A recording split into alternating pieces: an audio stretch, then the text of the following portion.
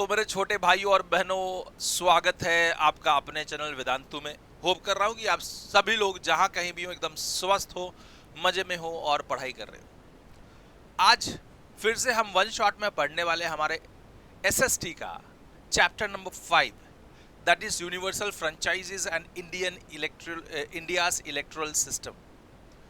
तो इस चैप्टर में हम लोग पढ़ने वाले हैं कि भैया हम पीएम कैसे इलेक्ट करते हैं, हमारा इलेक्ट्रल जो प्रोसेस है, इलेक्शन का प्रोसेस, वो पूरा इसमें समझने वाले हैं।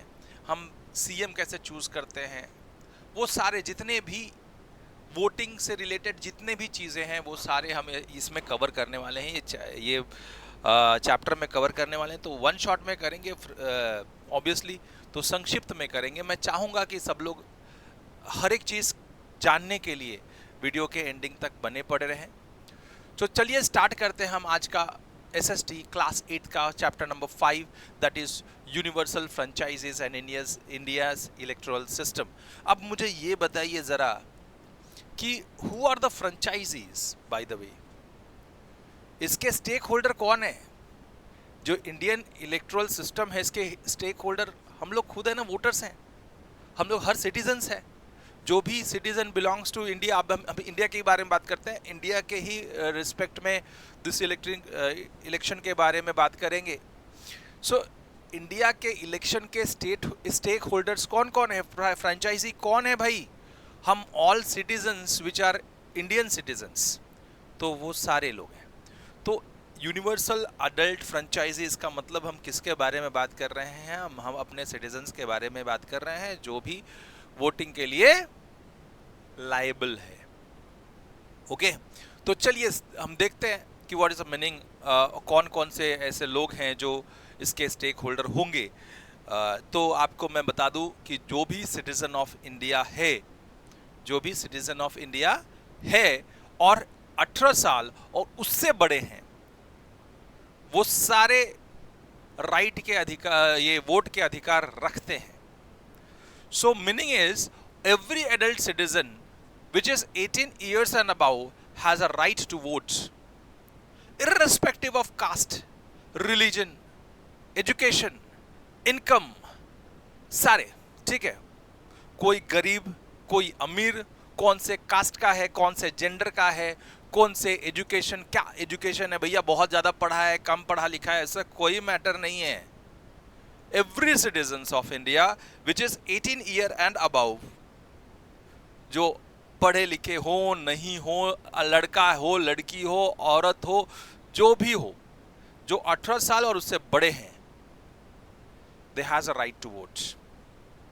ठीक है, तो आपको ये मीनिंग समझ में आ गई होगी कि every adult citizens which is every adult citizen, citizen means Indian citizen, okay, so every adult citizen which is 18 years and above has a right to vote irrespective of caste, religion, gender, education, income etc। गरीब अमीर कुछ भी नहीं, भेदभाव कोई नहीं, हर एक जन स्टेक होल्डर है, हर एक जन ये फ्रेंचाइजी होल्ड करता है।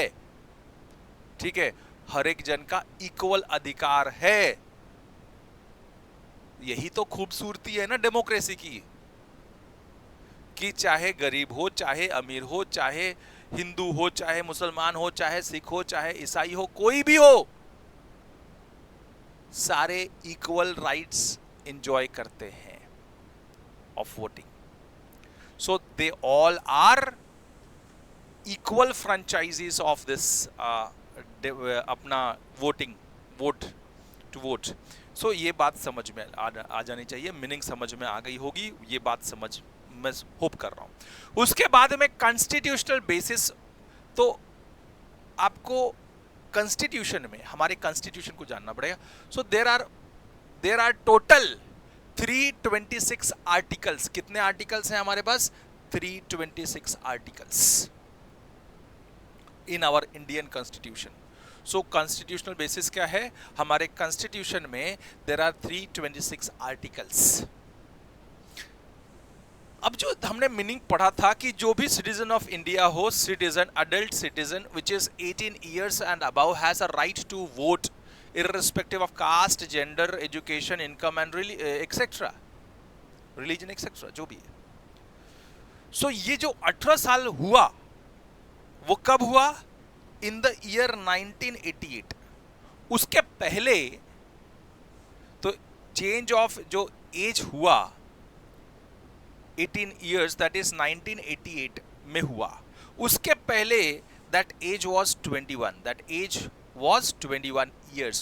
So जो भी citizens थे which has right to vote 1988 के पहले उनका वो Indian citizen which has a right to vote with an age of 21 and above. तो जो भी 21 years और उसके ऊपर थे वही वोटिंग के अधिकार रखते थे. कब? 1988 के पहले. उसके बाद में 1988 के बाद में हमने अमेंडमेंट की और एज लिमिट चेंज की, दैट इज 21 से 18 कर दी गई. तो हम ये मान ले रहे हैं कि वोटिंग अधिकार उन लोगों को है, उन सिटीजन्स को है जो 18 एंड अबव हो तो वोट कर सकेंगे. ये अधिकार 21 से 18 कब हुआ? ये एज चेंज ऑफ एज कब हुआ? 21 से 18 इन द ईयर 1988. उसके पहले हम 21 ईयर्स के बाद में ही वोट 21 या 21 ईयर्स के बाद में ही वोट कर सकते थे. So this was change of age limit. ये एक आपको ध्यान में रखना है. तो तीन चीज़ें हमने पढ़ी, इसमें एक मीनिंग पढ़ी, उसके बाद में कॉन्स्टिट्यूशनल बेसिस पढ़ा, उसके बाद चेंज ऑफ एज लिमिट पढ़ा. तो सारांश में मैं इसको एक्सप्लेन करूं तो पहले मीनिंग में क्या था कि जो भी सिटीजन्स ऑफ इंडिया हो 18 ईयर्स के अबव, 18 ईयर्स या 18 ईयर्स के अबव है, they have a right to vote irrespective of any caste, religion, gender, education, income, etc. उसके बाद में हमने पढ़ा कॉन्स्टिट्यूशनल बेसिस. क्या पढ़ा? There are 326 articles in our Indian constitution. उसके बाद में पढ़ा change of age limit, that is 21 से 18 हुआ. कब? In the year 1988.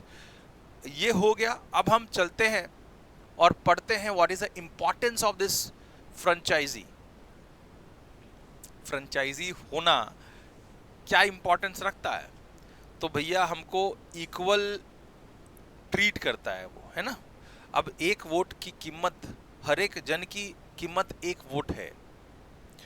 मतलब we are the stakeholders, equal stake holders.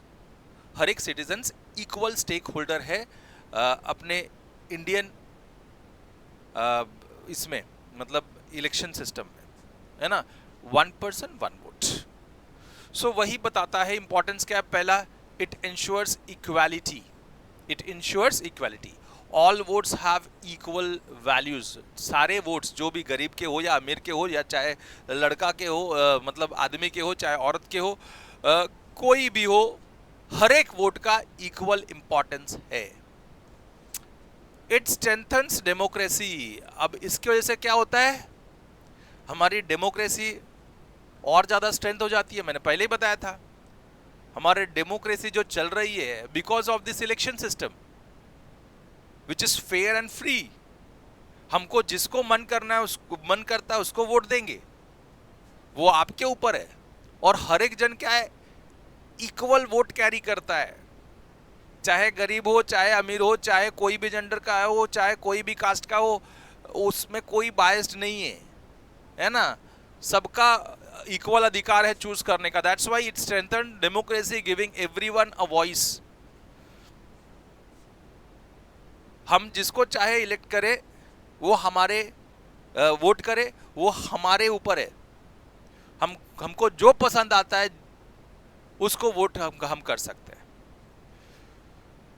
Holds equal representative accountable. So elected representative, अभी हमने जिसको इलेक्ट किया, हमने जिसको ज्यादा वोट मिलेगा वो इलेक्ट होगा. एंड वो पर्सन अकाउंटेबल होगा वो एरिया के लिए, वो जिन लोगों के लिए जिन लोगों ने उसको वोट किए हो, पूरा किए हो या ना किए हो, उसके ऑपोजिशन वाले को भी वोट किए हो या कुछ भी, लेकिन वो जीता है ना, तो this is he is accountable for whole, because वो इलेक्टेड है वो पूरा एरिया के लिए. तो कुछ भी आपदा आती है, कुछ भी आती है, तो who is accountable? That elected representative is accountable Who is accountable? Holds elected representative accountable. That's why this has an importance. अब ये क्या करता है? सोशल पार्टिसिपेशन एनकरेज करता है. ओके, ये क्या है? सोसाइटी में एकता एनकरेज करेगा. ये सब आप लोगों को समझना पड़ेगा. So these are the encourages civic participation.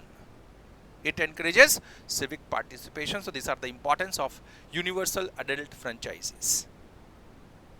So what are the importance of universal adult franchise? It ensures equality. All votes have equal values. Strengthen democracy by giving everyone a vote, a voice. सीधा सीधा बात है. Holds elected representative accountable. Encourages civic participation. So these are the importance of universal adult franchisee. Again, we have before independence and women's right to vote कब हुआ, तो वो देख लेते हैं. So before independence only 13% of Indians could vote. देखो, independence के पहले सारे लोगों को वोट करने का अधिकार नहीं था. Only 13% of the Indian can vote. And not universal. ये यूनिवर्सल नहीं था, सबके लिए नहीं था. ये बात ध्यान में रखने का है. It is not universal before independence. हो बिफोर इंडिपेंडेंस द जो फ्रेंचाइजी होल्डर थे इलेक्शन के, जो वोटर्स थे, वो खाली 13% ऑफ इंडियंस थे. 13% ऑफ इंडियन कैन वोट. उसके बाद में नहीं. तो 13% वो डिसाइड करता कि कौन सा 13% लोग वोट करेंगे. क्या बेकार सिस्टम था देखो. And it was, that's why it was not universal. ये यूनिवर्सल था ही नहीं, सबके लिए नहीं था. ये खाली 13% इंडियंस के लिए ही था before independence. Women's right to vote, ये कब गारंटेड हुआ? Guaranteed from the beginning in India in 1950.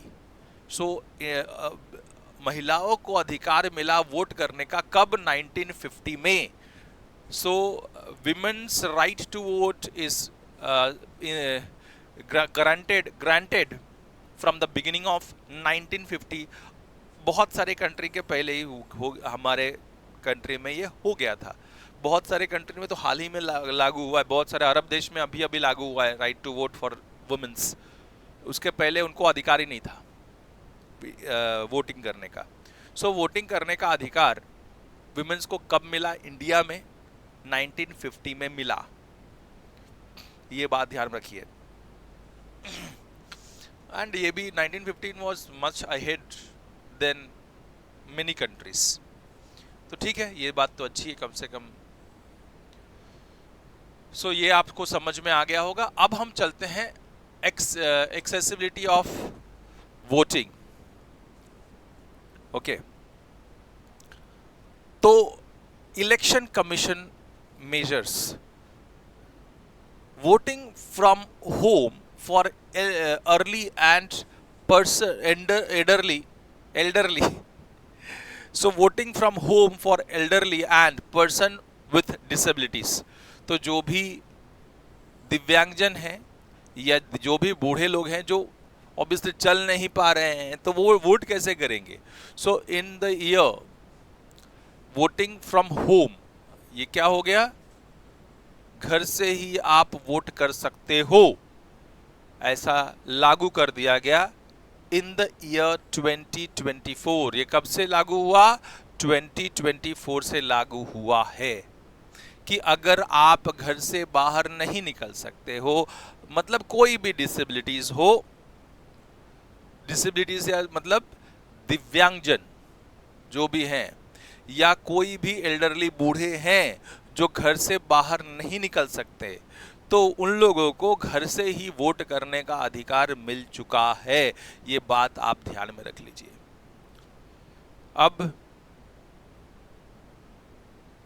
अब ये सबको वोटर कार्ड मिल गया है ना? Voter card, voter identity card, enabled voter identity card. Okay, so voter card सबको दिया गया है. सबके पास वोटिंग के अधिकार है, तो वोटर आइडेंटिटी कार्ड मिल चुका है सबको, ठीक है। Wheel chair and ramp facilities, अब जो भी ऐसे चलने में लाचार हैं या कुछ हैं, तो उनको व्हील चेयर पे बिठा के लेके आया जा सकता है। एंड आप देखोगे कि आजकल हर एक उधर ही क्या, मतलब मुझे लगता है कि रेलवे में भी ना आजकल रैंप बनाया है ऐसे चलने के लिए, ऐसे ऐसे ऐसे ऊपर चलने के लिए, तो उसमें सीढ़ी नहीं होती, रैंप बनाया रहता है। ओके, सो जो भी जिसको व्हील चेयर भी लेके जाना है तो क्या करेगा भाई, वो थोड़े सीढ़ी पे चढ़ा पाएंगे बार बार व्हील चेयर को, तो क्या करते हैं, wheelchair and ramp facilities दे दिए गए हैं उन लोगों के लिए, ठीक है। So this is ensured by election commission, ठीक है। Polling stations even for the single voter in the remote areas, जो बहुत ज़्यादा अंदर वाला एरिया है उसके लिए पोलिंग स्टेशन बनाए गए हैं, चाहे वो सिंगल ही सिटीजन हो वो एरिया में, तो भी उसके लिए पोलिंग स्टेशन बनाए जाएंगे। तो उसके लिए पोलिंग स्टेशन होगा कोई ना कोई, कितना भी अंदरूनी इलाका हो, सब लोग को, हमको पता है, हमने पढ़ा, everybody has equal right to vote. तो उसके लिए क्या करना पड़ता है, इलेक्शन कमीशन क्या बनाता है, पोलिंग स्टेशन बनाता है, चाहे वो कितना भी अंदरूनी इलाका हो, तो सबके लिए वोट करना है, हर एक जन को वोट करना है, इसलिए पोलिंग स्टेशन बनती है। तो वो पोलिंग स्टेशन चाहे कितना भी इंटीरियर पार्ट ऑफ इंडिया हो उधर बनाना पड़ेगा इलेक्शन कमीशन को, और चाहे वो 4-5 जन हो, चाहे 1 जन हो, उसके लिए वो फैसिलिटी देनी पड़ेगी ताकि वो उधर जाके वोट कर सके, ठीक है। बात समझ में आ गई है ना। तो क्या क्या पढ़ा हमने कि जो भी डिसेबल्ड हैं या एल्डरली पर्सन हैं उनके लिए होम से ही वोटिंग फैसिलिटी कर दी गई है इन द ईयर 2024। फिर उसके बाद में वोटर कार्ड बना है सबको, वो वोटर कार्ड देता कौन है, it ensured by election commission. Then जो भी चल नहीं पाते हैं या कुछ ऐसे लोग हैं तो उनके लिए wheel chair facility and ramp facility है। फिर polling station for every single person, चाहे वो सिंगल ही पर्सन क्यों ना हो इन द रिमोट एरिया, उनको पोलिंग स्टेशन बनानी पड़ेगी। किसको, इलेक्शन कमीशन ये इंश्योर करता है। आगे देखते हैं और क्या इंश्योर कर रहा है भाई। सो कॉन्स्टिट्यूशन का डेफिनेशन देखते हैं। दिस आर द, वो जो था वो इलेक्शन कमीशन का मेजर्स थे, वो क्या क्या करता है इलेक्शन कमीशन, बहुत अच्छे काम कर रहा है। कॉन्स्टिट्यूशन सब देखते हैं। Definition: a geographical area whose voter elects one representative to legislative body. So a geographical area whose voters elect representative to legislative body. तो लोकसभा में हम चाहे एमपी बनाएं या किसी को एमएलए बनाएं, है ना, वो एक जोग्राफिकल एरिया से बनता है ना। उधर के लोग उसको वोट देते हैं, वो वोट लेता है, जीत जाता है। अगर वो ज़्यादा वोट, कोई कॉम्पिटिटर से वो ज़्यादा वोट लेके जीत जाता है तो वो एरिया का वो रिप्रेजेंटेटिव बन जाता है इन द लोकसभा और राज्यसभा। इन द लोकसभा और द एमएलए बनता है या एमपी बनता है, सिंपल बात है। लेजिस्लेटिव असेंबली में जाता है ना, तो that is member of legislative assembly बनेगा, या फिर मेंबर ऑफ पार्लियामेंट बनेगा, एमपी बनेगा, ठीक है। तो ये बात समझ में आ गई। वो कौन इलेक्ट करता है, वो पर्टिकुलर एरिया के वोटर्स इलेक्ट करते हैं। सो डेफिनेशन क्या है इसका, कंस्टिट्यूएंसीज का, कि a geographical area whose voter elect one representative to a legislative body, चाहे वो लोकसभा के लिए या फिर विधान परिषद के लिए, जो भी है वो अगर कोई इलेक्ट करता है from the particular area to the by the voters to the representative, then वो जाके रिप्रेजेंट करता है, चाहे वो मेंबर ऑफ पार्लियामेंट बने, चाहे वो क्या बने, एमपी बने, चाहे एमएलए बने, ठीक है। तो लेजिस्लेटिव असेंबली में वो रिप्रेजेंट करेगा, या इसमें एमएलए इस लेजिस्लेटिव असेंबली में, और एमपी मतलब पार्लियामेंट, मेंबर ऑफ पार्लियामेंट बनेगा, तो दैट इज लोकसभा। ठीक है, तो बात समझ में आ गई। डेफिनेशन क्या है? Geographical areas whose voter elect one representative to represent in legislative body. सीधा सीधा बात। अब ये हो गया डेफिनेशन। अब यहाँ पे हो गया Lok Sabha constituencies and state assemblies. So Lok Sabha constituency में हमने पढ़ा है, हमने देखा भी है, न्यूज़ में हम देखते रहते हैं। There are 543 in total. कितने कंस्टिट्यूएंसीज है हमारे पास? 543। 84 reserved for SC, 743 reserved for ST. So 84 reserved for scheduled caste and 47 reserved for scheduled tribes. So there are total 543 seats in the constituency. So 543 में से 84 reserved for ये scheduled caste and 47 is reserved for scheduled tribes. तो आपको reserved seats हैं वो सब, उसमें के 543 में से 84 and 47, 84 is reserved for scheduled caste, 47 for scheduled tribes.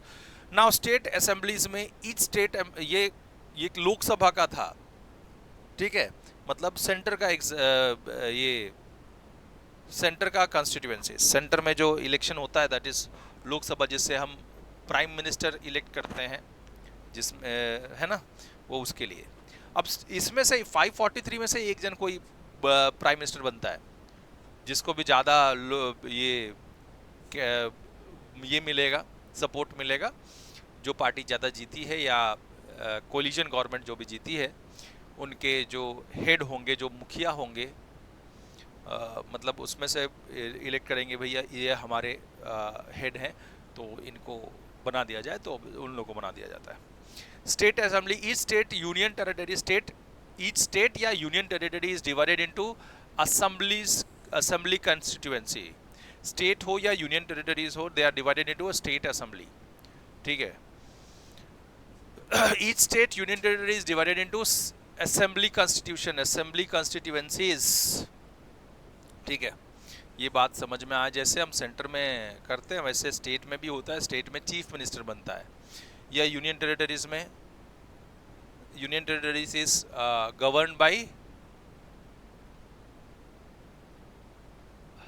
बहुत सारे तो ऐसा है यूनियन टेरिटरीज जो सेंटर ही गवर्न करता है, सीधा सीधा बात है। लेकिन उसमें भी अब देखो मतलब उसमें भी इलेक्शन होते हैं एंड उसमें भी हम चीफ मिनिस्टर्स बनाते हैं। आगे बढ़ जाते हैं, देखते हैं election commission of India, ECI स्टैब्लिश। जो इलेक्शन कमीशन ऑफ इंडिया है वो बना कब? 1950 में बना, and it is independent institutional body. It is independent institutional body. वो उसका फंक्शन क्या है? To conduct election of Lok Sabha, Rajya Sabha, state assemblies, president, vice president. ठीक है, उसके बाद में ये फर्स्ट है। अब देखो ये इलेक्शन कमीशन ऑफ इंडिया बना कब? 1950 में। It was established in 1950 and it is independent body, independent constitutional body. उसका फंक्शन क्या है? It conduct elections. वो क्या कर सकता है? वो क्या करता है? इलेक्शन कंडक्ट करवाता है। कौन कौन से? Lok Sabha, Rajya Sabha, state assemblies, president and vice president के। फिर सेट्स ऑफ इलेक्शन डेट्स, वो ये इलेक्शन कमीशन ऑफ इंडिया ही कोई भी इलेक्शन होता है वो उसका डेट जो सेट करता है वो इलेक्शन कमीशन ऑफ इंडिया ही करता है। अभी बिहार में चुनाव है तो उसका डेट, जो चुनाव का जो डेट है, कितने फेज में होगा, है ना, और कब कब होगा, वो सारे कौन डिसाइड करता है? Election commission of India. तो it sets election dates. Registered polling political parties, तो जो जितने भी पॉलिटिकल पार्टीज हैं उनका सिंबल, वो उनको रजिस्टर करना, उनको कौन कौन सा सिंबल देना है, वो कौन करता है? इलेक्शन कमीशन ऑफ इंडिया ही करता है। So it registers political parties. अब कोई भद्दा किसी के बारे में इलेक्शन के टाइम पे मजाक कर देता है या कुछ बोल देता है, तो उसके लिए कुछ मॉडल कोड ऑफ कंडक्ट होंगे, उसके ऊपर कुछ पनिशमेंट होंगे। वो कौन डिसाइड करता है? Election commission of India. So it एनफोर्सेस model code of conduct, मतलब भैया क्या क्या चीजें करनी है, क्या क्या चीजें नहीं करनी है आपको, वो भी कौन डिसाइड करता है? Election commission of India, candidates के लिए जो भी इलेक्शन में खड़ा होने वाला है। अगर वो उसके बियॉन्ड जाता है, मतलब गलत सलत बात किसी के लिए बोल रहा है जो अलाउड नहीं है bye election commission of India, तो उसके ऊपर ये मॉडल कोड ऑफ कंडक्ट लग जाता है और उसको डिस्क्वालीफाई भी किया जा सकता है, उसको कुछ पनिशमेंट भी दिया जा सकता है। ठीक है, तो ये सब हो सकता है। आगे, अभी इलेक्शन कमीशन ऑफ इंडिया का स्ट्रक्चर कैसा है, किस प्रकार बना हुआ है, तो मैं आपको बता दूं कि पहले, मतलब ये बिल अमेंडमेंट होने के बाद का ये बात है, इसके पहले ना एक सिंगल बॉडी सिस्टम था, मतलब एक इलेक्टोरल कमिश्नर रहता था, उसके नीचे सब काम करते थे, वो सेंट्रलाइज्ड होता था। अब थोड़ा सा चेंज हो गया है। अब क्या चेंज हुआ है? After the amendment, national level पे there is a chief election commissioner plus 2 election commissioners. Chief election commissioner plus 2 election commissioners. So ये चीफ इलेक्शन कमिश्नर हमेशा IAS होता है। कौन होता है? IAS होता है। तो आपको ये बात ध्यान में रखनी है कि नेशनल लेवल पे पहले इलेक्शन कमीशन ऑफ इंडिया, उसमें चीफ इलेक्शन कमिश्नर होता है, प्लस उसके साथ में 2 इलेक्शन कमिश्नर होते हैं। तो chief election commissioner is always an IAS। अब स्टेट लेवल पे या फिर यूनियन टेरिटरी लेवल पे चीफ इलेक्शन ऑफिसर होता है। कौन होता है? Chief election officer. उसके बाद में डिस्ट्रिक्ट लेवल में डिस्ट्रिक्ट इलेक्शन ऑफिसर या रिटर्निंग ऑफिसर RO रहता है। तो डिस्ट्रिक्ट इलेक्शन ऑफिसर या returning officer RO, electoral registration office, ठीक है, ऑफिसर, इलेक्ट्रल रजिस्ट्रेशन ऑफिसर भी बोल सकते हैं आप इसको। सो ये 3 लेवल्स पे है। ये नेशनल के लिए chief election commissioner plus 2 election commissioner. उसके बाद में स्टेट या यूनियन टेरिटरीज के लिए chief electoral officer. Then district level के लिए डिस्ट्रिक्ट इलेक्शन ऑफिसर या रिटर्निंग ऑफिसर या फिर इलेक्ट्रल रजिस्ट्रेशन ऑफिसर। ठीक है,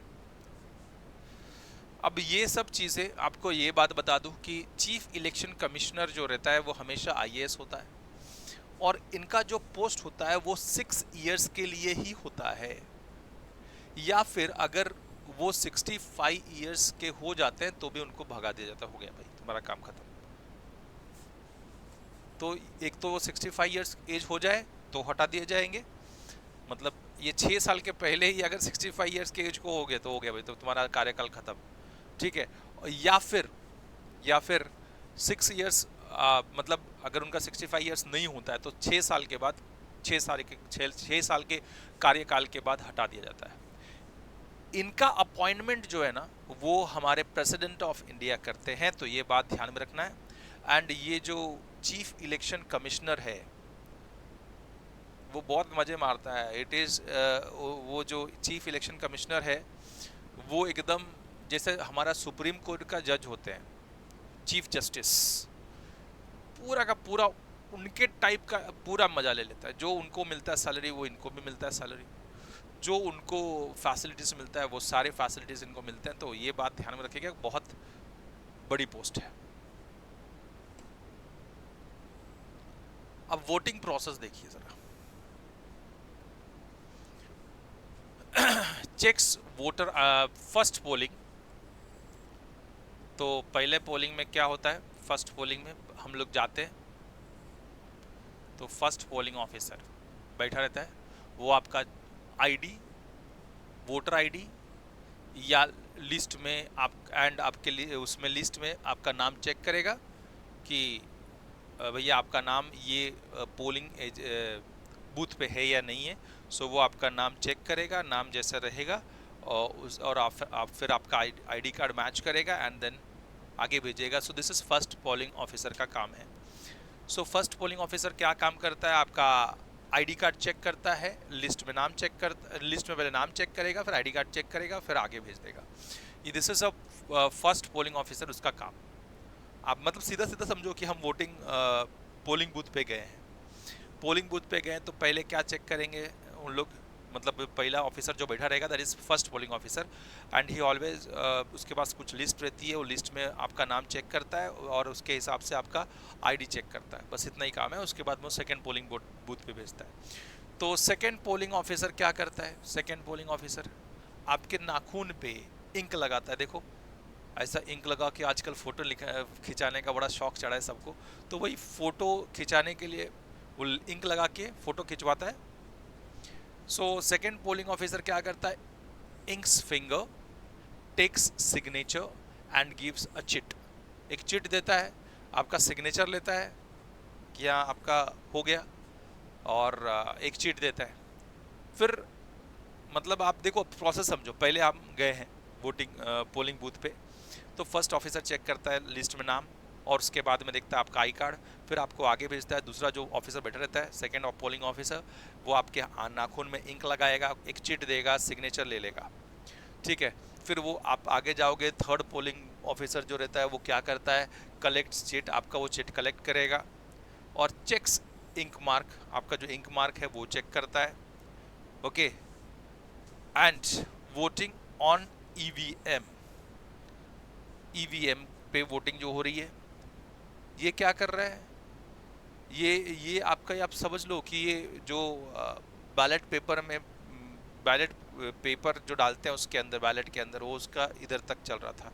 अब वोटिंग ऑन ईवीएम, ईवीएम में क्या होता है, वोटर प्रेसेस बटन, आप जाते हो, एक मशीन रखी रहती है ऐसे, उसके ऊपर सब पॉलिटिकल पार्टीज के चिन्ह रहते हैं, उसके आगे ऐसे आपको वो दबा देना है, कोई भी जो पसंद आता है वो दबा देना है, उसका बटन प्रेस कर देना है। सामने बटन दिया रहता है, उसके सामने उसका पार्टी का सिंबल है ना, सिंबल दिया रहेगा और पार्टी का नाम लिखा रहेगा। अगर उसके सामने वाला बटन दबाए तो वो वोट उसको चला जाएगा।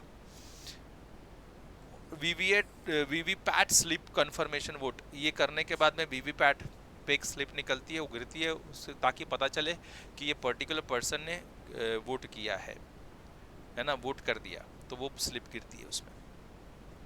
तो मैच करेगा ना कि भाई यहाँ जितना वोट आया है उतना ही वीवीपैट में भी है स्लिप।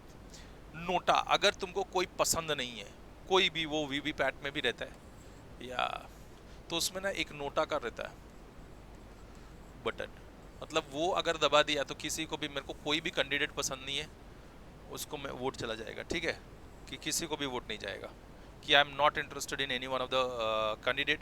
और अगर नोटा का बटन ज़्यादा बार प्रेस हुआ तो सब डिस्क्वालीफाई हो जाएंगे, जितने भी कैंडिडेट खड़े हैं वो सारे डिस्क्वालीफाइड हो जाएंगे, ठीक है, कि भैया लोगों को कोई भी पसंद नहीं था, तो उसमें से कोई भी नहीं जीता है।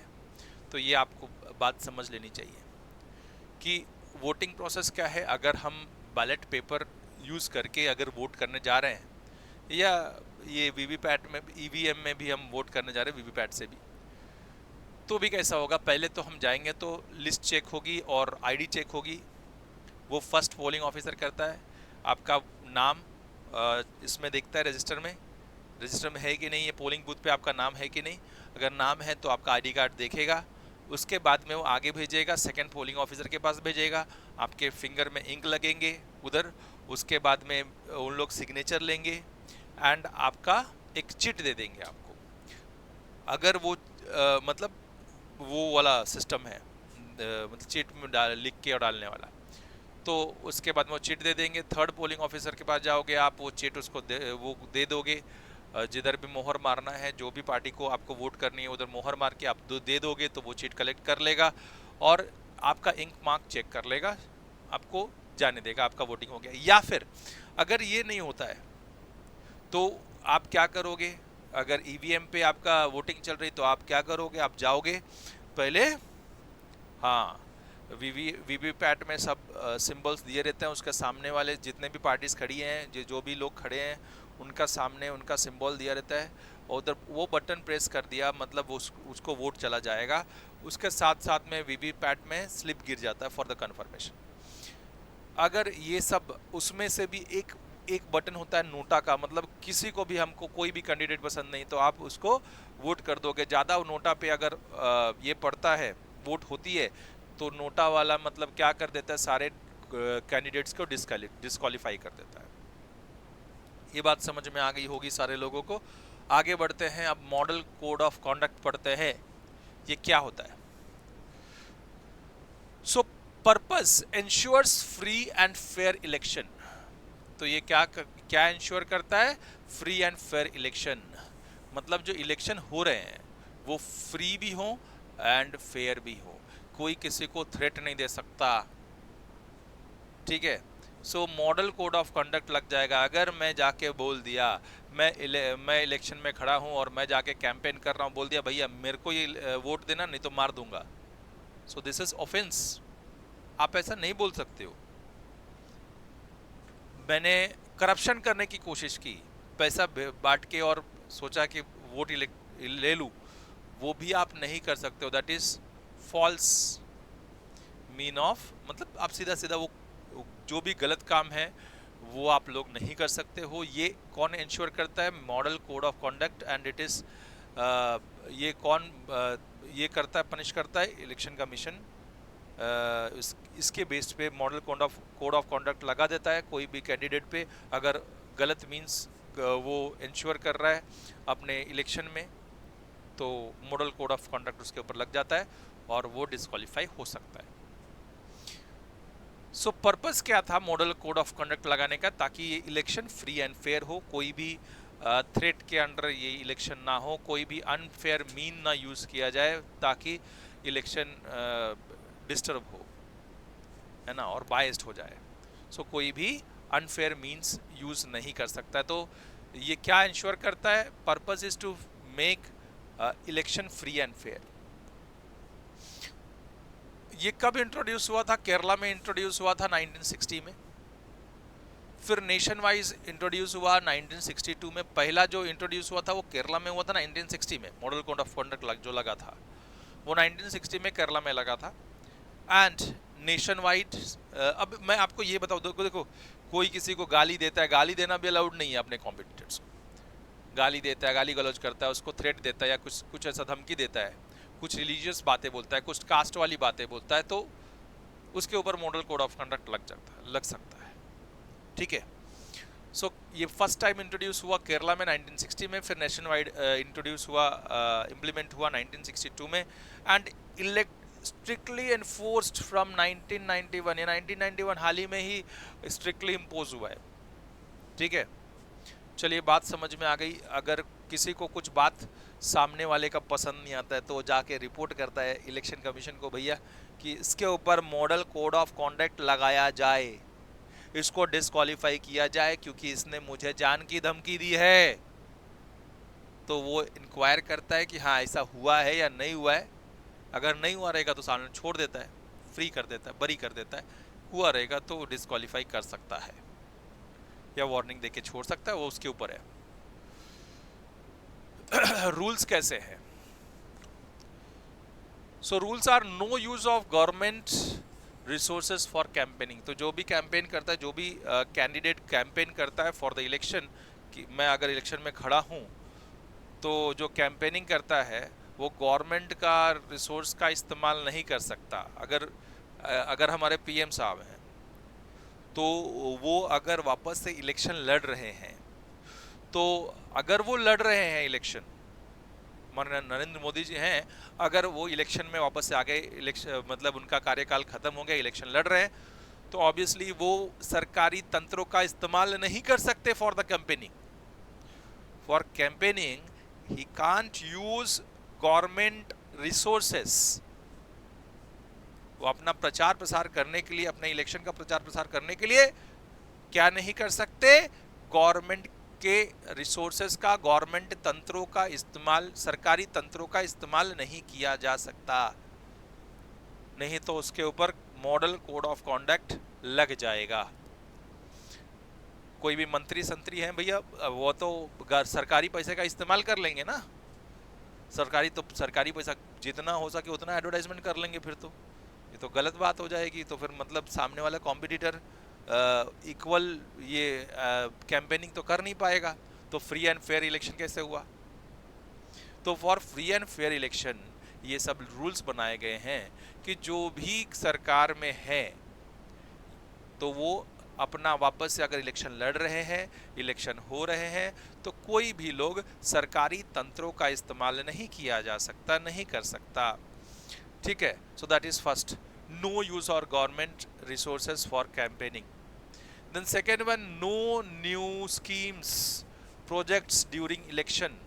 कोई भी नया स्कीम लॉन्च नहीं किया जा सकता है। आके बोल देते हैं ना कि भैया मैं ये कर दूंगा, वो कर दूंगा, और वो गवर्नमेंट में है और इम्प्लीमेंट कर देता है। भैया आजकल तो देखो, मैं क्या बोलूं, मतलब बोल नहीं सकता हूं इसमें, तो लोग अलग अलग स्कीम का ये भी कर देते हैं और बाद में उसका एक मतलब उनको मालूम है। अब देखो, आचार संहिता लग गई तो कोई भी स्कीम का ये नहीं कर सकते, मतलब न्यू स्कीम इम्प्लीमेंट नहीं किया जा सकता। खाली बोल सकते हैं कि हाँ मैं ये करवा दूंगा, ये सभी प्रलोभन दिया जाता है। अब उनकी विवेक पे है कि वो बाद में करे या ना करे। एक्चुअली इधर कोई अकाउंटेबिलिटी नहीं है, लेकिन बाहर देशों में सबकी अकाउंटेबिलिटी होती है कि आपने बोला है तो करना तो पड़ेगा, आपने ये बोला है तो करना पड़ेगा भाई। लेकिन इधर कोई भी अकाउंटेबिलिटी नहीं है। नो न्यू स्कीम्स, जो अगर कोई सरकार में है और दिखाने के लिए कि हम देखो ये कर दे रहे हैं, कोई स्कीम लॉन्च कर दे रहे हैं। अभी आपने हाल ही में देखा होगा कि बीजेपी गवर्नमेंट ने स्कीम लॉन्च की थी बिफोर महाराष्ट्र स्टेट गवर्नमेंट की, सारे वुमेन्स को पैसे दे रहे थे, लाडली बहन। तो लाडली बहन उन्होंने आचार संहिता लागू होने के पहले की थी, उसके बाद में वो इम्प्लीमेंट नहीं किया था। तो ये बात ध्यान में रखना कि आचार संहिता लागू होने से पहले कोई भी स्कीम, गवर्नमेंट स्कीम लॉन्च किया जा सकता, उसके बाद में कुछ भी ऐसा स्कीम लॉन्च नहीं किया जा सकता। So no new schemes projects during elections. Okay, then no bringing of gift to the voters, मतलब कोई भी गिफ्ट आप नहीं दे सकते वोटर्स को, कोई भी प्रलोभन। अगर ज्यादा पैसे वाला है, पैसा दे के वोट खरीद लेगा ना, फिर तो फ्री एंड फेयर इलेक्शन कैसे बचा? सो आप कोई भी, हाँ, जब अगर आप कैंडिडेट हो तो कोई भी गिफ्ट के हिसाब से कोई भी पैसा कुछ भी आप वोटर्स को नहीं दे सकते। नो ब्रिंगिंग्स और नो ब्राइबिंग्स और गिफ्ट टू द, कोई भी ब्राइब और कोई भी गिफ्ट देना वोटर्स को अलाउड नहीं है। ठीक है, वोटर्स को आप नहीं दे सकते हो, कैंडिडेट नहीं दे सकता है वोटर को, कुछ भी प्रलोभन नहीं दे सकता है। No use of abusive language, मतलब गाली गलौज वाला लैंग्वेज यूज नहीं कर सकता कैंडिडेट इन द कैंपेनिंग। अगर ये सब कर रहा है तो उसके ऊपर मॉडल कोड ऑफ कंडक्ट लग सकता है, मतलब वो डिस्क्वालीफाई हो सकता है। ठीक है, आप लोगों को बात पता चल गई होगी कि क्या क्या चीजें हैं जो मॉडल कोड ऑफ कंडक्ट में आती हैं। तो एक बार फिर से हम इसको देख लेते हैं better. No use of government resources in the campaign, no new schemes projects during the election, no bribing और gift to the voters, no use of abusive language. ये सब अगर करोगे, कैंडिडेट्स अगर कोई ये करता है, इसमें से कोई भी एक करता है, तो उसके ऊपर मॉडल कोड ऑफ कंडक्ट लग सकता है और वो डिस्क्वालीफाई हो सकता है।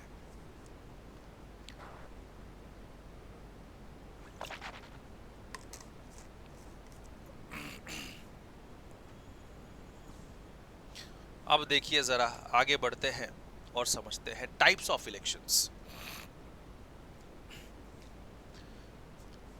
टाइप्स ऑफ इलेक्शन में एक डायरेक्ट है, एक इनडायरेक्ट है। तो डायरेक्ट इलेक्शंस में Lok Sabha directly elected by the people, state assemblies directly elected by the people, local bodies जैसे कि कॉरपोरेटर का चुनाव होता है वो सब। तो लोकसभा में कौन चुने जाते हैं, ये कौन चुनता है, पीपल डायरेक्टली चूज करते हैं कि नहीं। तो लोकसभा का जो इलेक्शन है, स्टेट असेंबली का जो इलेक्शन है, या फिर लोकल बॉडीज का जो इलेक्शन है, इसमें हम क्या चूज करते हैं लोकसभा में, member of parliament. Then state assembly में MLA, member of legislative assembly choose करते हैं। लोकल बॉडीज में कॉरपोरेटर है, ग्राम पंचायत का है, सारे बहुत सारी चीजें हो सकती हैं, ETC एक्सेट्रा। सो ये बात ध्यान में रखिए कि ये सब क्या होते हैं, directly elected by the people. These are directly elected by people. Okay, अब system uses first past the post. अब मतलब कैंडिडेट जिस, अगर 4 कैंडिडेट खड़ा है एक इलेक्शन में, तो उसमें से जो कैंडिडेट को ज्यादा वोट मिलेगा वो जीत जाएगा। So candidate with most vote wins, जिसको भी ज्यादा वोटर्स ने वोट किया है वो कैंडिडेट जीत जाएगा। That is a system used here, that is first past the post. मतलब पोस्ट को जिसने भी जल्दी पास्ट कर लिया जल्दी मतलब जिसको भी सबसे ज्यादा वोट मिले वो क्या हो गया, जीत गया। जय माता दी। अब देखिएगा दूसरा जो टाइप ऑफ इलेक्शन है, दैट इज इनडायरेक्ट इलेक्शंस। तो इनडायरेक्ट इलेक्शंस में क्या होते हैं, Rajya Sabha, it is elected by the elected members of Lok Sabha, and so 233 members elected by the Lok Sabha MLAs, member of Legislative Assembly, and 12 nominated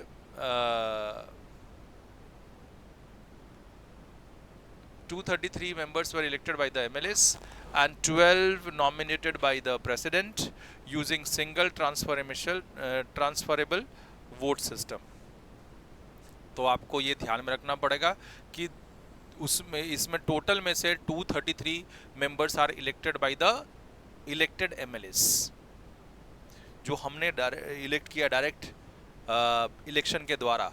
उन लोग क्या करेंगे, इसमें से 233 मेंबर्स इलेक्ट करेंगे and 12 are nominated by the, इसमें से 12 जन प्रेसिडेंट नॉमिनेट करेगा।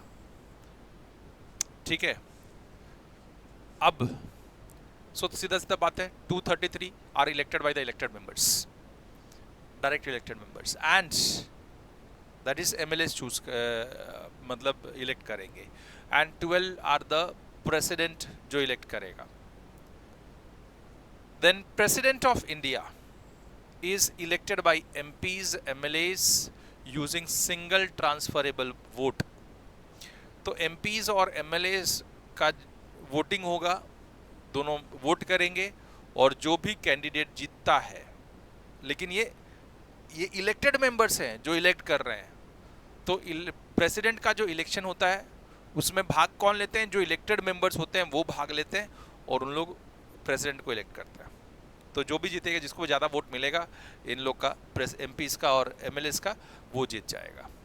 वाइस प्रेसिडेंट भी लगभग elected by the MPs of both house. दोनों हाउस का जो इलेक्टेड मेंबर्स हैं वो वाइस प्रेसिडेंट को इलेक्ट करेंगे। ठीक है, so these are what indirect election. और इनडायरेक्ट इलेक्शन क्या होता है कि वो ऐसे लोगों को इलेक्ट करते, ऐसे लोग इलेक्ट करते हैं जो इलेक्टेड मेंबर्स होते हैं, इलेक्टेड रिप्रेजेंटेटिव होते हैं बाय द वोटर्स। सो आप ये ध्यान में रखना कि 2 टाइप के इलेक्शंस हैं, that is direct and indirect. Direct में क्या होता है, voters, these are directly elected by the peoples, candidate is directly elected by the people, and indirect में क्या होता है, they are elected by the elected members of the people, they are elected by, indirect में क्या होता है, election होता है, they are elected by elected member of the, so elected by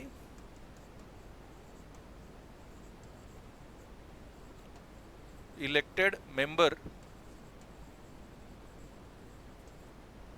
members, so that is indirect election. ठीक है, बात समझ में आ गई। राज्यसभा में है president of India and vice president of India, they are all elected by the elected members of the voters. अब देखिए जरा नेक्स्ट वाला, गवर्नमेंट फॉर्मेशन। गवर्नमेंट फॉर्म कैसे होती है? अब गवर्नमेंट पार्टी या coalition with the majority seats in Lok Sabha. अब देखो प्राइम मिनिस्टर बनता कैसे है, गवर्नमेंट कैसे बनती है? कोई भी पार्टी हो, अब यहाँ पे बीजेपी की, मैं सीधा सीधा बात बोलूं, बीजेपी, बिकॉज बीजेपी की सरकार है यहाँ पे, बीजेपी एंड कोलिशन की सरकार है। मैं बीजेपी सिर्फ बीजेपी की नहीं बोल सकता हूँ, because BJP single largest party है उसमें से, लेकिन अकेले सरकार नहीं बना सकती क्योंकि उसका 275 से आगे नहीं था। ठीक है, तो वो अकेले सरकार नहीं बना सकती थी, उन लोग का कोलिशन गवर्नमेंट है। तो एक या एक से ज़्यादा पार्टी मिलके जब सरकार बनाती है उसको कोलिशन गवर्नमेंट बोलते हैं। सो हमारे आज के डेट में हम देखेंगे तो जेडीयू साथ में उसके, बीजेपी के साथ में, देन वी हैव टीडीएस साथ में उनके। तो बहुत सारे ऐसे कोलिशन बना के उन्होंने गवर्नमेंट का स्थापना किया है। So this is coalition government, सीधा सीधा बात है, कोलिशन गवर्नमेंट है। एंड उसमें से मेजॉरिटी जो पार्टी है, मेजॉरिटी वाली जो पार्टी है वो दैट इज बीजेपी। तो कोलिशन गवर्नमेंट में या जो भी पार्टी का जो भी पार्टी इसमें आती है, मतलब जिसके ज़्यादा कैंडिडेट जीतते हैं, वो कैंडिडेट इलेक्ट करते हैं, एक जन को लीडर बनाते हैं, एंड दैट उसमें से ही कोई एक जन को लीडर बनाते हैं, जो कैंडिडेट जीता हुआ है उसमें से कोई एक जन को लीडर बनाते हैं। सो वो that leader will be a prime minister of India.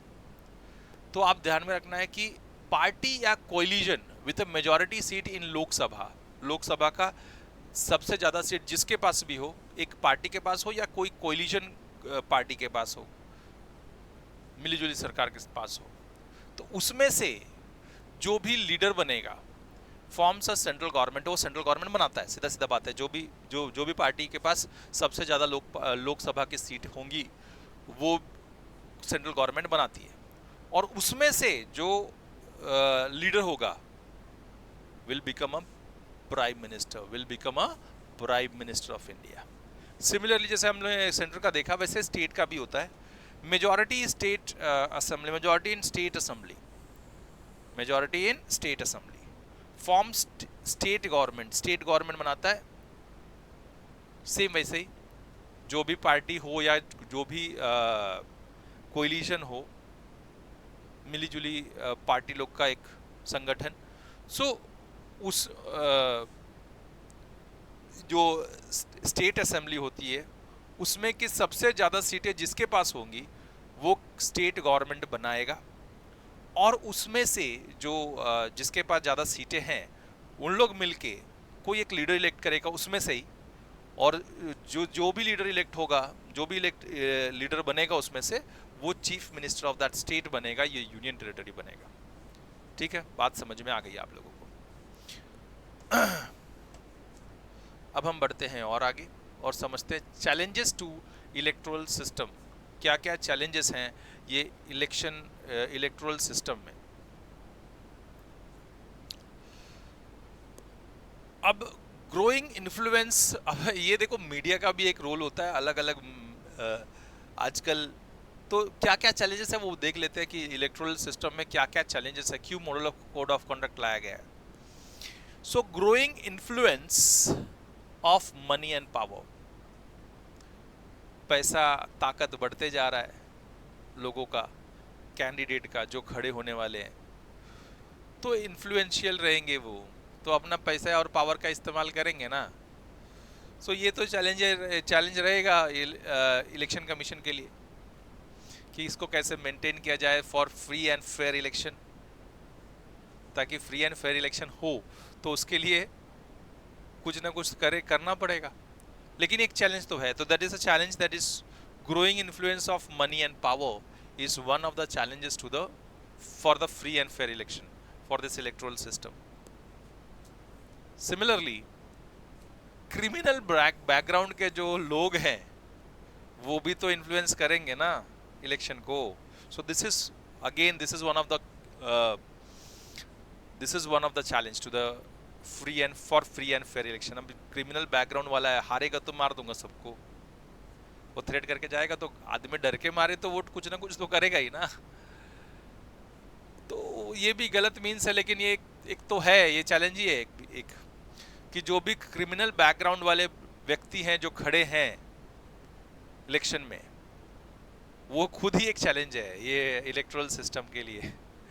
तो भाई ऐसे लोगों को तो खड़ा होने का अधिकार भी नहीं देना चाहिए, छीन लेना चाहिए मुझे, मेरे हिसाब से, कि भैया इतना बड़ा पोस्ट होल्ड करने वाला है और वो क्रिमिनल बैकग्राउंड वाला है ना. तो अरे कुछ ना कुछ इनके लिए भी कुछ बनाना चाहिए, आगे जाके बनेगा भी मुझे लगता है. और देख रहे हैं, देखो ऐसा नहीं है कि सब पॉजिटिव है, कुछ ना कुछ तो नेगेटिव्स रहेंगे ना. तो ये हमारे डेमोक्रेसी का, इलेक्टोरल सिस्टम का ये ड्रॉबैक तो मैं बोल सकता हूँ कि एक ड्रॉबैक है. देखो हम बड़े बड़े पोस्ट के लिए बड़ा बड़ा पढ़ा लिखा लोग देखते हैं, लेकिन जो ये हमारे प्रेसिडेंट बने या प्राइम मिनिस्टर बने, या प्रेसिडेंट तो ठीक है फिर भी, लेकिन प्राइम मिनिस्टर जो डायरेक्टली इलेक्टेड मेंबर्स हैं, दैट इज डायरेक्ट इलेक्शन के द्वारा, उसमें कोई क्वालिफिकेशन का कोई मतलब नहीं है. मतलब उनके लिए कोई क्वालिफिकेशन का कोई नेसेसिटी नहीं है एज सच. उसमें भी लाना चाहिए मेरे हिसाब से कि उसमें भी कुछ अमेंडमेंट लेके आए कि क्वालिफिकेशन भी नेसेसरी कर दें ताकि आप इलेक्शन लड़ सको, है ना. उनको तब ये सब जो ड्रॉबैक है ना वो खत्म हो जाएगी. जब पढ़ा लिखा इंसान होगा तो ये क्रिमिनल बैकग्राउंड उसका कम होगा, है ना. वो सोचेगा ना कुछ भी करने के पहले.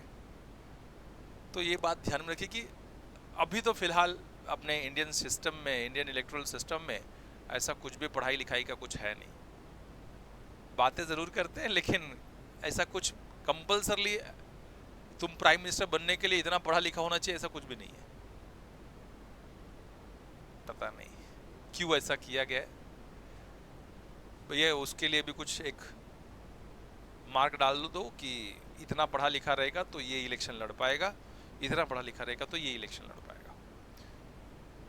ओके, वो भी पोस्ट के हिसाब से होना चाहिए, जो भी पोस्ट तुम पा रहे हो उसके हिसाब से होना चाहिए. मेरे हिसाब से ऐसा लग रहा है. आपके हिसाब से क्या लग रहा है आप जरूर मुझे कमेंट सेक्शन में लिख के बताइएगा. तो चलिए हम अपने वापस से चैलेंजेस ऑफ इलेक्टोरल सिस्टम पे आते हैं कि पहला चैलेंज क्या था कि growing influence of the money and power will influence the electoral system. तो this is one of the challenge for the electoral system. And criminal background वाले जो लोग हैं will affect the electoral elections. Then that is one of the challenge that criminal background of some candidates will affect the electoral process. क्या पहले तो चलो अभी तो वीवीपैट आ गई, ये सब ये आ गया. पहले तो बैलेट बॉक्स वाला सिस्टम था कि भैया थप्पा मारो रखो, तो वो क्या करते थे उसको कैप्चर कर लेते थे, बूथ कैप्चरिंग बोलते थे उसको. सो दैट इज वो कौन ही करेगा इलेक्शन, जो क्रिमिनल बैकग्राउंड वाला रहेगा वही करेगा वो सब चीज़ें. तो वो ना हो इसलिए इन्होंने आज ये लाया है, मतलब वीवीपैट वाला सिस्टम लाया है. लेकिन अब इसमें भी कुछ ड्रॉबैक्स बाकी ओपोजिशन वाले बोल रहे हैं. उनको वापस वही चाहिए बैलेट सिस्टम, बैलेट बॉक्स वाला, ताकि वो कैप्चर करवा सके. यार जो फ्लॉज हैं वो तो है ही ना, आप उसको डिनाई नहीं कर सकते. जो फ्लॉज हैं वो है, तो उसको ठीक करने का कोशिश करो आप. अब ऐसा बोलते हैं कि भाई ये जो ये वाला सिस्टम है, कौन सा वीवीपैट वाला, लेट्स सी. हमने देखा वीवीपैट वाला voter press button, VVPAT slip में से कंफर्म वोट मिल. तो ये वीवीपैट वाला जो सिस्टम है वो बोलते हैं हैक कर लिया जाता है. अब क्या सही है क्या गलत है हम तो पूरा जानते नहीं है. हम किसी के ऊपर टिप्पणी नहीं कर सकते, लेकिन इसको अगर तुमको ऐसा लगता है तो उसको कुछ इलेक्शन कमीशन है हमारा सुधार करेगा, लेकिन आप ऐसे नहीं बोल सकते हो कि डायरेक्टली वापस से वही सिस्टम लेके आ जाओ ताकि बूथ कैप्चरिंग कर पाए है ना। सो वो सिस्टम तो चाहिए ही नहीं। इलेक्ट्रॉनिक मीडिया का ज़माना है तो उसके हिसाब से जो भी करना है करेंगे। अब जो थर्ड चैलेंजेस है for electoral system, that is voter empathy, specially in the urban areas. ठीक है, voters empathy specially in the urban areas. अब नीडेड, फोर्थ वाला जो है वो needed for the more voter awareness and education. जो voter, यार ऑब्वियसली अगर वोटर को अवेयरनेस ही नहीं है इलेक्शन के बारे में, कौन खड़ा है, क्या खड़ा है, कैसे खड़ा है, तो जाके वो किधर भी वोट मार के आ जाएगा। तो need for more voter awareness and education. उनका जो वोट करने वाला है उस वो भी इलेक्शन सिस्टम और ये सब के बारे में अवेयरनेस होना चाहिए, उसको एजुकेशन होना चाहिए। तो ये बेसिक एजुकेशन है यार, ये सब होना ही चाहिए सबको। पॉलिटिक्स के बारे में बात तो करते हैं, लेकिन हम क्या हमेशा सही इलेक्ट करते हैं क्या? सही पर्सन को इलेक्ट करते हैं क्या? सही पर्सन को वोट करते हैं क्या? देखो अपने विवेक पे है, लेकिन हाँ हम किसको भी, हमारा एक भाई खड़ा है जो क्रिमिनल बैकग्राउंड वाला है, उसको हम जाके वोट दे देते हैं। क्या हमने दिमाग यूज किया? नहीं, हमारा भाई है इसलिए वोट दे दिया। अगर वो लायबल नहीं है उधर के कैंडिडेट के लिए तो क्या वोट करना सही है? आपने तो वोट दिया ये सोच के कि भाई है, लेकिन वो क्या काम कर पाएगा क्या वो चीज़ों का, वो हम नहीं देखते। तो वोटर्स को अवेयरनेस होनी चाहिए ये सब चीज़ों की, एंड उसके लिए भी एजुकेशन एंड वो इलेक्शन का एजुकेशन होना भी ज़रूरी है। बेसिक एजुकेशन होना बहुत ज़रूरी है कि कैंडिडेट्स कैसे सिलेक्ट किया जाए, कैसे वोट किया जाए, किनको वोट किया जाए, वो भी जानना, वो भी, उसका भी एजुकेशन बहुत ज़रूरी है। अब वे फॉरवर्ड, तो ये this is last topic which we are going to learn in this chapter, कि स्ट्रेंथन वोटर एजुकेशन। ये क्या करता है? वोटर एजुकेशन को स्ट्रेंथन करता है। फिर उसके बाद प्रमोट ट्रांसपेरेंसी इन फंडिंग। तो जो फंडिंग हो रहा है उसके लिए ये ट्रांसपेरेंसी क्रिएट करता है, प्रमोट ट्रांसपेरेंसी इन फंडिंग। फिर use technology to improve participation, technology use करता है to improve participation. Then lastly encourages your engagement in the democracy. So सबका एंगेजमेंट बढ़ाता है अपने ये डेमोक्रेसी में। This is way forward. And आज बहुत कुछ आप लोगों ने सीखा होगा ये वीडियो के माध्यम से, होप कर रहे हैं, और दिस इलेक्शन सिस्टम के बारे में जाने होंगे आप। तो भैया बेसिक नॉलेज तो मिला एजुकेशन ये इलेक्शन सिस्टम के बारे में। अगर आपको बेसिक नॉलेज मिला हो इससे और कुछ अच्छा सीखने के लिए मिला हो इससे, तो ज़रूर आप एक लाइक कर दो। कमेंट करना ज़रूरी है, जो कमेंट बताया था भैया कि आप अपने हिसाब से एक कमेंट करो कि आपके हिसाब से पीएम सीएम कैसे बनने चाहिए। शेयर कर देना, because sharing is caring. Bell icon subscribe कर लो और बेल आइकन दबा के जाओ ताकि फर्दर अपडेट्स ऐसे वीडियोस के मिलते रहें। मिलते हैं नेक्स्ट वीडियो में, तब तक के लिए गुड बाय, अलविदा।